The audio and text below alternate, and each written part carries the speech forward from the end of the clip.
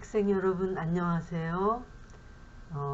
오늘은 중간고사 이후 첫 번째 시간이죠. 창세기와 고대 역사 제8과이고요. 제목은 아브라함을 부르심 그리고 롯에 관한 내용입니다. 20개의 보케빌러리를 살펴보기 전에 먼저 기도할게요. 하나님 아버지 감사합니다. 이 학기도 어느새 중반을 넘어서 이제 또 새로운 국면을 맞이하게 되었습니다.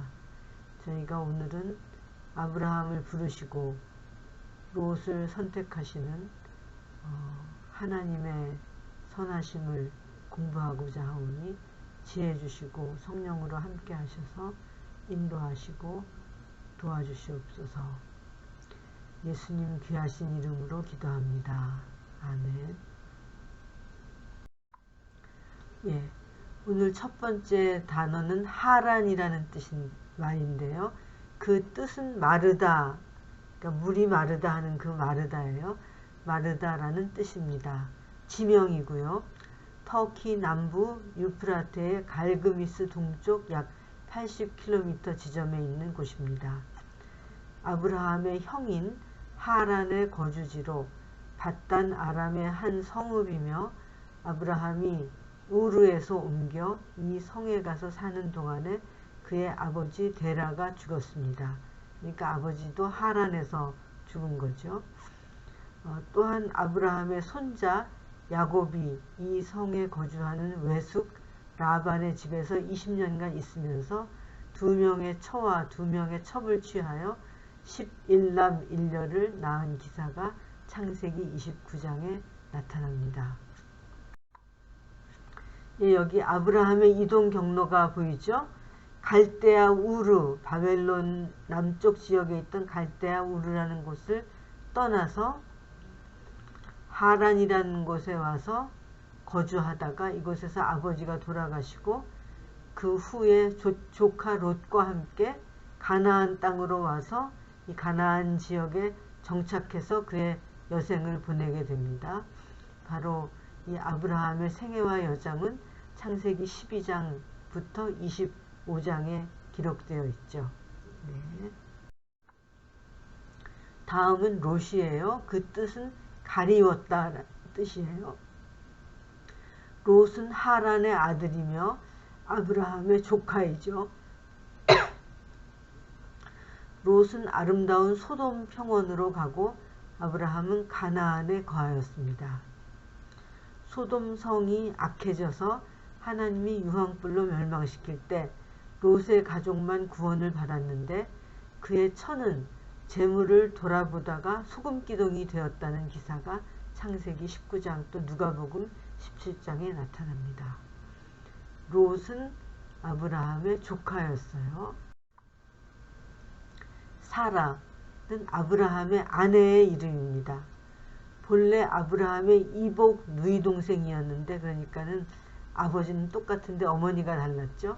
아브라함의 어머니하고 사라의 어머니가 달랐던 거죠. 이복 누이 동생이었는데 일생을 통하여 아브라함의 좋은 반려자가 되었다. 사라는 미모가 아리따운 여자였다. 애굽에 내려갔다가 그 아름다움 때문에 애굽 왕 바로의 궁에 불려 들어갔던 일도 있었어요. 그는 아이를 낳지 못하였으나 하나님의 특별한 약속대로 고령에 이르러 이삭을 낳아 이스라엘 자손의 조상이 되었습니다. 사라가 이삭을 낳았을 때 나이가 90살이었고요. 그 바로 직전에 애굽 왕 바로의 궁에 불려 들어갔었는데요. 그때는 나이가 88세, 89세 정도 된 할머니였어요. 그런데도 얼마나 미모가 뛰어났는지 애굽의 왕이 사라에게 반해서 자기의 아내로 삼고자 했던 그러한 여성입니다. 아브라함의 아내이죠. 데라, 나홀의 아들이며 아브라함의 부친이에요. 우르에서 살다가 온 가족을 거느리고 하란으로 이사해서 거기서 사망했습니다. 아브라함의 아버지의 이름은 데라였어요. 나홀은 2명이 있어요. 첫 번째는 아브라함의 할아버지의 이름이 나홀이었고요. 또 한 명은 아브라함의 동생의 이름이 나홀이었어요. 형제 하란의 딸 밀가를 취했습니다. 아랍 종족의 조상으로 훌륭한 자손들이 많이 나왔다고 그래요. 네, 이제 세겜이라는 곳인데요. 지명입니다. 예루살렘 북쪽 약 49km 지점 떨어진 그리심산과 에발산 사이의 도성입니다. 아브라함은 이곳에서 하나님으로부터 젖과 꿀이 흐르는 가나안 땅을 주신다는 약속을 받았어요. 아브라함이 하란을 떠나서 처음으로 멈춘 곳이었으며 야곱이 밧단 아람에서 귀환하던 중 세겜성 앞에서 장막을 쳤고 단을 쌓은 그런 유서가 깊은 도성입니다.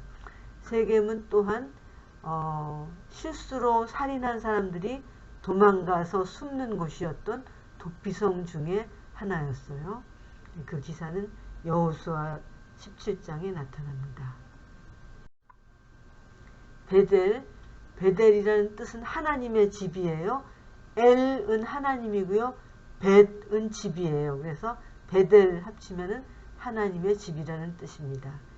예루살렘 북편 세겜 쪽으로 19km, 실로 남방 29km, 아이 서편 3km 지점이에요. 본래 이름은 루스였습니다.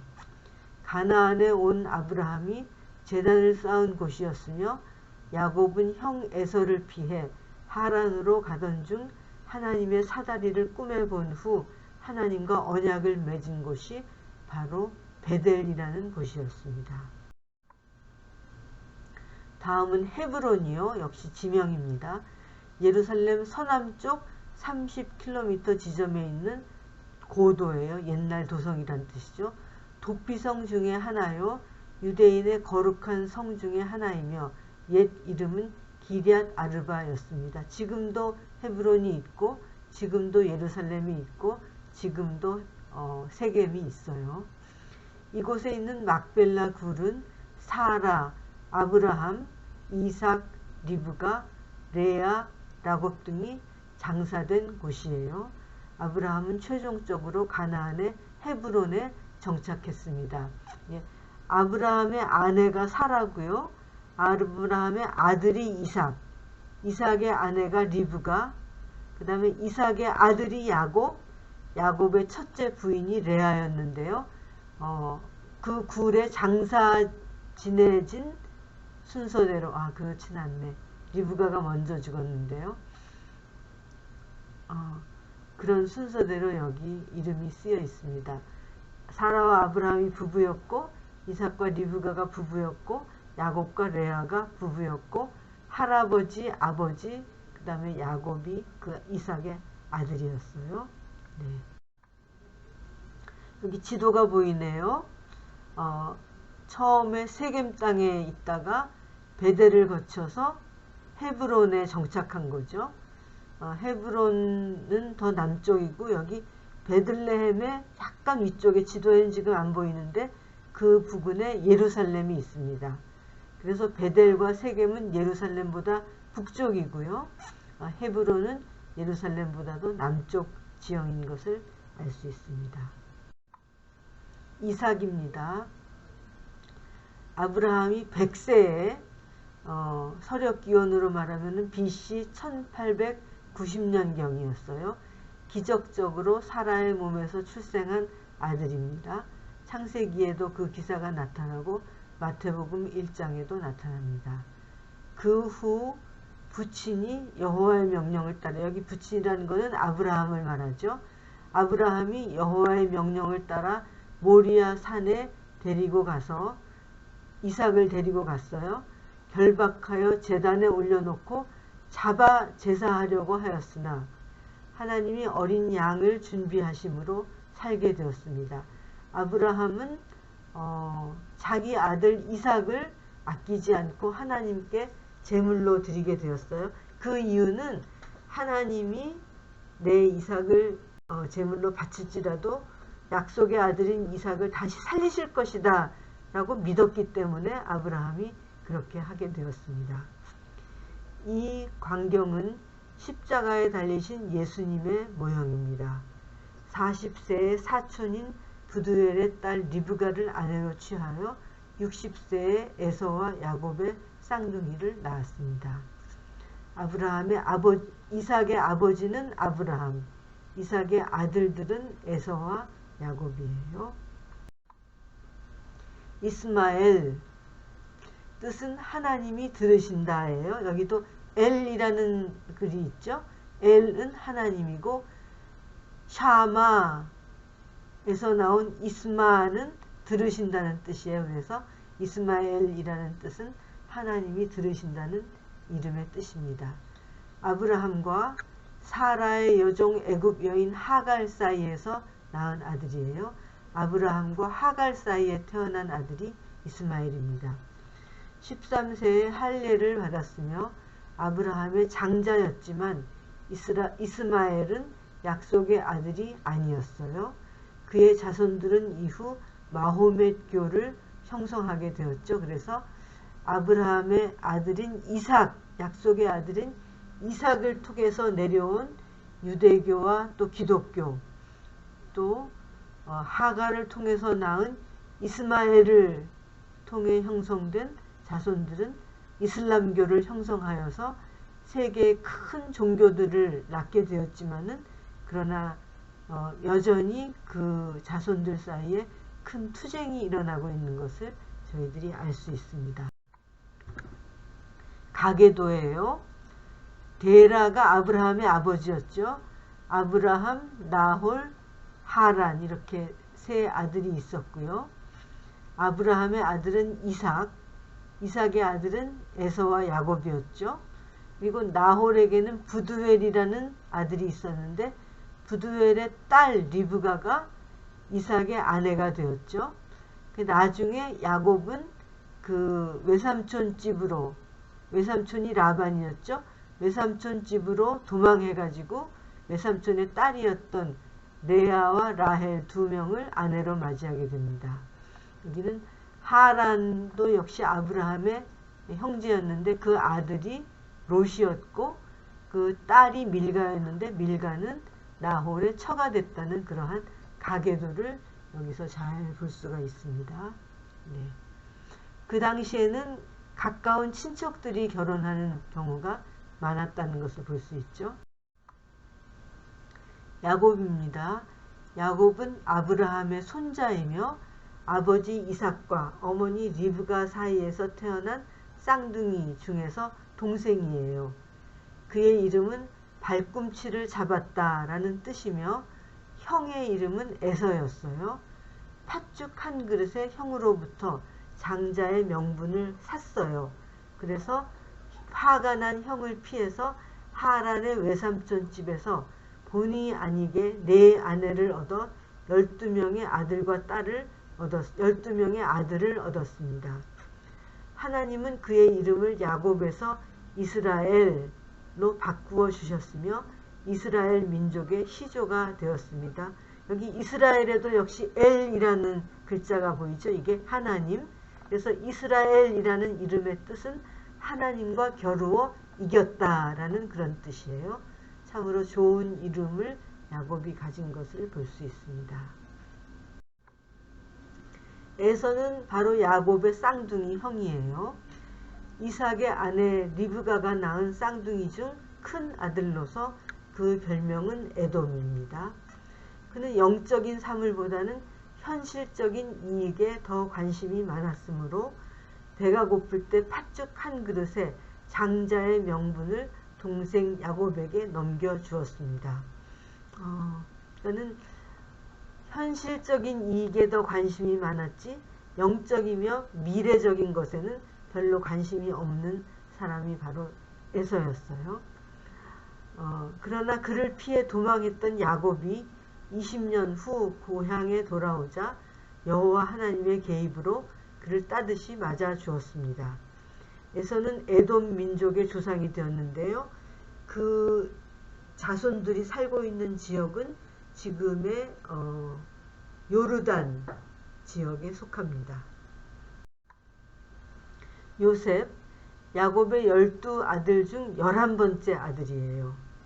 야곱이 사랑하던 아내 라헬의 아들로 동복 형제는 아우 베냐민이 있습니다. 야곱은 아브라함의 손자 이삭의 아들이었는데 야곱이 12아들을 낳았어요. 그 중에 11째 아들이 요셉입니다. 그리고 요셉의 어머니는 라헬이었는데 그 아버지가 특별히 사랑하던 아내였습니다. 그래서 야곱은 라헬의 맏아들이었던 요셉을 극진히 특별히 사랑했어요. 또 더군다나 라헬이 일찍 죽었기 때문에 요셉을 더욱 사랑했습니다. 야곱의 특별한 사랑을 받았고 그 때문에 형들로부터 미움을 받아 애굽 노예 상인에게 팔려갔으며 그곳에서도 주인 보디발의 아내의 유혹을 물리쳐 옥에 갇히는 신세가 되었습니다. 그러나 신실한 요셉은 애굽 왕의 꿈을 해석해서 가뭄을 관리하는 애굽의 총리 대신이 되었고 양식을 구하러 온 형들을 만나 아버지와 그 온 가족을 구원하였습니다. 네, 요셉은 노예로 팔려갔는데 하나님의 섭리를 따라서 결국은 그 애굽 나라의 총리가 되었어요. 그러니까는 하나님께 신실했던 요셉을 얼마나 하나님께서 돌보아 주셨는지 알 수 있고요. 또 우리가 어려운 일을 당할 때도 늘 하나님의 섭리를 기억한다면은 실망할 필요가 없고 용기를 내야 되겠구나 하는 것을 요셉의 이야기를 읽으면서 알 수가 있습니다. 다음은 소돔입니다. 롯이 거주한 지역으로 그곳의 위치는 정확히 알려지지 않았으나 사해 남쪽, 사해 근처일 것으로 추측이 됩니다. 매우 비옥하고 번영한 도시였지만 주민들의 타락과 죄악이 극심하여 하늘에서 유황불이 내려 하나님의 심판을 받았으며 롯의 아내는 소돔으로부터 도망하다가 뒤를 돌아보아서 소금기둥이 되었고 롯과 두 딸들만 구출이 되었습니다. 다음은 고모라지요. 소돔과 고모라가 둘 다 비슷하게 악한 도시였어요. 사해 남단 시딤 골짜기에 있는 성읍으로 소돔 성과 같이 저지에 있던 5성읍 중 하나로서 매우 번영한 도시였지만 도덕적 퇴폐로 인하여 소돔과 함께 유황불로 멸망된 도시입니다. 소돔과 고모라에 관한 기사가 많은 곳에 나타나는 것을 볼 수가 있습니다. 살렘은 그 뜻이 완전한 또는 평화라는 뜻이에요. 멜기세덱이 제사장과 왕으로 있던 도성입니다. 그는 아브라함이 그돌라오멜과 그와 같이 한 왕들을 쳐서 이기고 돌아올 때 아브라함을 영접하고 축복해 주었어요. 그러니까 아브라함보다도 어떤 면에서는 더 높은 사람이었다고 볼 수 있죠. 예루살렘의 고대 명칭인 듯하다. 살렘은 평화인데 예루살렘이라는 것은 평화의 도성이라는 뜻이에요. 그래서 참 예루살렘이 좋은 이름이구나 하는 것을 알 수 있죠. 시날, 고대 메소포타미아 남부 지역을 시날이라고 그랬어요. 지난번에 메소포타미아에 관해서 살펴봤죠. 포타미아는 강물이라는 뜻이고 메소는 중간이라는 뜻이에요. 그래서 강물 두 중간 사이에 있는 지역을 메소포타미아라고 불렸는데 그 메소포타미아 중에서는 남부 지역이 시날입니다. 바벨론을 구약 성경에서는 시날이라고 불렀습니다. 옛날 니므롯이 시날 땅을 다스렸다고 하였는데 그때의 바벨은 바벨론을 말하는 거죠. 우리가 시날 땅이라는 그 지명을 창세기 10장에서 살펴본 적이 있었어요. 네. 자, 여기 지도가 있네요. 유프라테스 강이 있고 이게 티그리스 강이고 그 중간이 메소포타미아 지역인데 메소포타미아 지역 중에서도 남쪽에 속하는 비옥한 땅이 시날 땅이었었고요.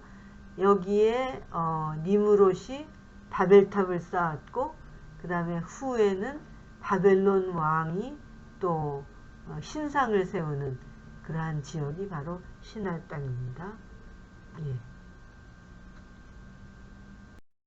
다음입니다.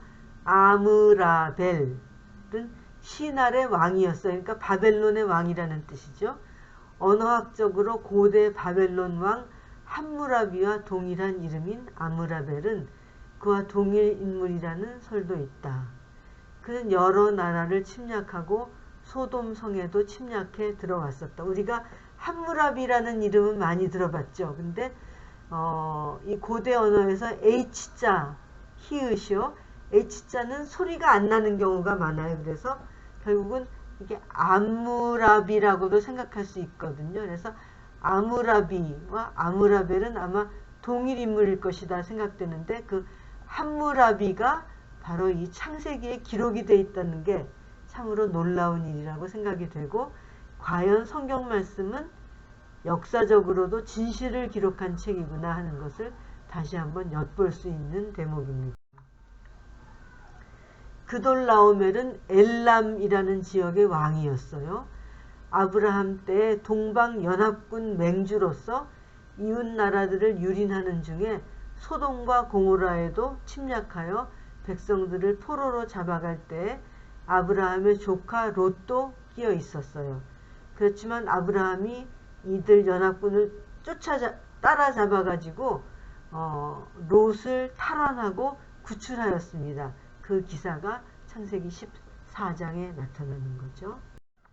마지막으로 멜기세덱입니다. 구약 성경에 등장하는 인물로 살렘, 아까도 살펴봤듯이 평화라는 뜻이에요. 그리고 예루살렘의 옛 이름입니다. 그 살렘이라는 지역의 왕이었어요. 또 왕이었을 뿐만 아니라 제사장이었습니다.